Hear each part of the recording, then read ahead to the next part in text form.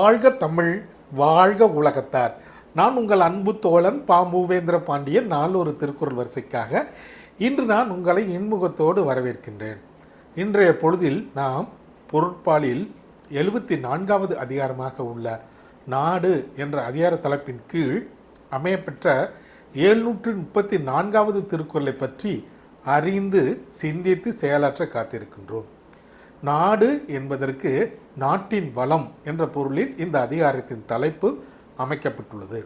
இப்பொழுது நாம் 734வது திருக்குறள் என்னவென்பதை கண்டு தெளிவடைவோம்.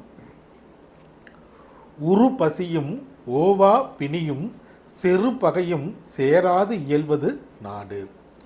உரு பசியும் ஓவா பிணியும் செரு பகையும் சேராது இயல்வது நாடு. இத்திருக்குறளுக்கான பொருள் என்னவென்பதை இப்போது நாம் காண்போம். மிகுந்த பசியும் தீராத நோயும் வெளியிலிருந்து தாக்கி அழிக்கக்கூடிய பகையும் இல்லாத நாடே சிறந்த நாடு என்பது இத்திருக்குறளுக்கான பொருளாகும். மீண்டும் பொருள்: மிகுந்த பசியும் தீராத நோயும் வெளியிலிருந்து தாக்கி அழிக்கக்கூடிய பகையும் இல்லாத நாடே சிறந்த நாடு என்பது இத்திருக்குறளுக்கான பொருளாகும். வள்ளுவரின் வழியினை பின்பற்றி நாமும் வாழ்வில் எப்போதும் வெற்றியை காண்போம். நன்றி, வணக்கம், ஜெய்ஹிந்த்.